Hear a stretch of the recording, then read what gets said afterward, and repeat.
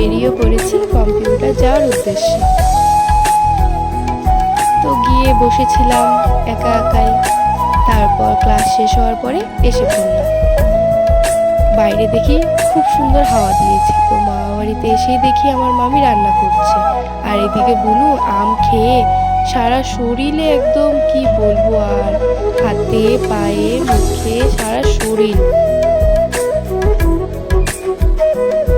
আবার আমাকে মুখ ভেঙিয়ে দিল, দেখলে তো। তারপরেই মার সাথে অল্প এটিএমে যাচ্ছি,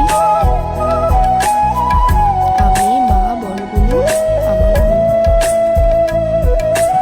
এটিএমে এসে পড়েছি, টাকাটা তুলে নিলাম, নিয়ে এখন চকলেট কিনে বাড়ি ফিরে যাচ্ছি। গিয়েই বুনুকে দিলাম, বড় বুনু নিয়ে নিল। তারপরে আবার বুনুকে দিলাম, তখন বুনু নিল। তারপরে এইদিকে আমার বুনু আর ভাই মানে চশমা নিয়ে